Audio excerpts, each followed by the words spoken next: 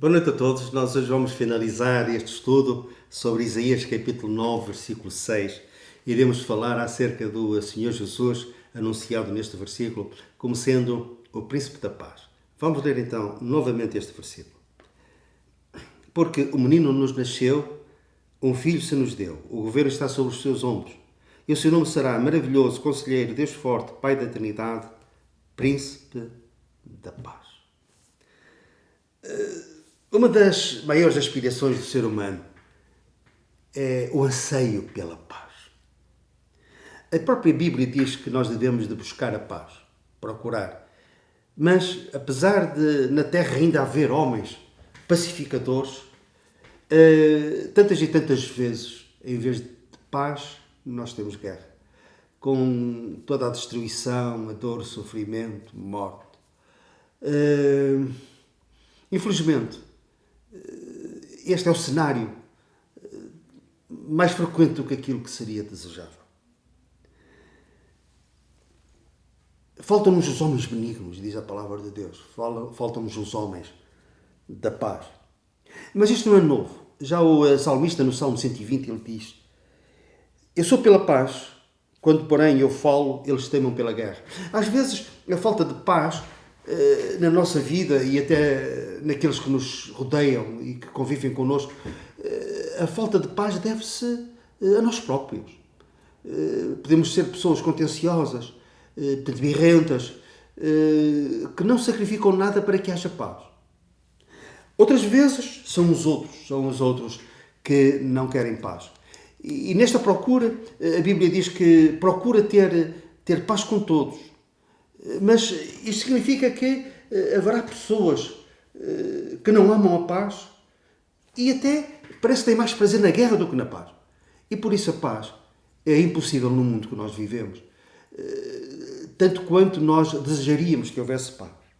Mas nós sabemos que um dos maiores legados que Jesus nos deixou foi a paz. Para os seus discípulos, para aqueles que o amam, para aqueles que nele confiam.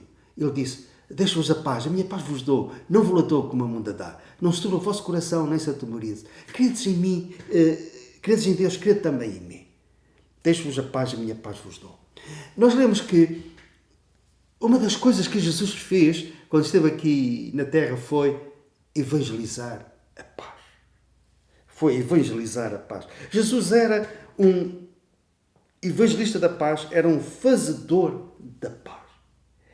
E ele pagou um alto preço para que nós, por exemplo, tivéssemos paz com Deus. Nós vemos que, sendo justificados pela paz, sendo justificados pela fé, temos paz com Deus por nosso Senhor Jesus Cristo. Nós podemos ter paz com Deus. Nós que, devido aos nossos pecados, estamos em inimizade. Mas Jesus, o fazedor da paz, ele torna possível que nós tenhamos paz com Deus. E para isso, ele pagou um alto preço. Nós vemos que ele fez a paz pelo sangue da sua cruz. Para que nós tenhamos este acesso a Deus e para que tenhamos paz no nosso coração, paz na nossa alma, foi pelo sangue da sua cruz. E nós agora também temos este privilégio de anunciar esta paz através do Evangelho. O Evangelho, na Bíblia, é chamado Evangelho de Cristo, Evangelho de Deus, Evangelho da glória de Deus, Evangelho da graça, mas também o Evangelho da paz, porque proporciona paz com Deus. Mas também paz no coração, paz na alma, paz cá dentro. Como é que isto é possível? É que o Senhor Jesus não somente salva a nossa alma, mas a Bíblia fala em coisas que acompanham a salvação. E nessas coisas que acompanham a salvação é não somente a paz com Deus, mas também a paz de Deus, que excede todo o entendimento, mas nós podemos experimentá-la no nosso coração, no nosso interior, no nosso íntimo. Como? Olha, só para trazer à memória duas coisas. Pelo facto de nós sabermos que o Senhor está no controle de todas as coisas, Ele não é surpreendido por nada. Não somente coisas que acontecem no mundo, mas particularmente em relação ao seu povo. Ele está no controle, Ele está nas rédeas. Os céus ainda reinam. Apesar do mundo estar no maligno, acima de Satanás está o Senhor. Os céus reinam. E por isso a Bíblia diz, e nós cremos, nós acreditamos plenamente nisso, que todas as coisas contribuem juntamente para o bem daqueles que amam a Deus. Portanto, nós, face às vicissitudes da nossa vida, as tempestades, coisas que nós não compreendemos, coisas que vêm à nossa vida e nós examinamos a nós próprios e não vemos que tenhamos culpa disso, que tenhamos originado essas coisas. Mas face a essas provações, a essas dificuldades, a essas tempestades, lá no fundo, nas águas profundas, não há correnteza, não há ondas, há sossego, há paz. E assim no nosso coração também. Porquê? Porque sabemos que o Senhor reina. E nós somos tão importantes para Ele que até os cabelos da nossa cabeça estão contados. E se é verdade, e nós queremos plenamente que que todas as coisas contribuem juntamente para o nosso bem, isso nos traz paz. A paz de Deus. Por outro lado, também somos aconselhados, exortados e convidados a nos aproximarmos do trono da graça de Deus, para acharmos graça e misericórdia, para sermos ajudados em tempo de necessidade. E o apóstolo Paulo diz, não andeis ansiosos com coisa alguma. Nós sabemos que a ansiedade quase que governa o mundo, principalmente no mundo ocidental, com todas as suas exigências e competitividade, querendo usufruir de tudo, pagando um alto preço para subir na vida. E às vezes o preço que se paga está sempre no limite do stress, da ansiedade. E a Bíblia diz, não andeis ansiosos coisa alguma. Mesmo aquilo que nos perturba, em tudo. Porém, sejam conhecidas diante de Deus as vossas petições, pela oração e pela súplica com ações de graças. E a paz de Deus, que excede todo o entendimento, guardará os vossos corações. É uma paz como um rio. Paz como um rio. Mas não é um rio que corre velozmente, impetuoso, com quedas de água. Não. É águas tranquilas. E nós podemos usufruir dessa paz que vem do trono de Deus, que vem do próprio Deus. E sendo assim, nós até podemos ir mais longe. Não somente temos paz com Deus, gozar da paz de Deus e termos comunhão com o Deus de paz.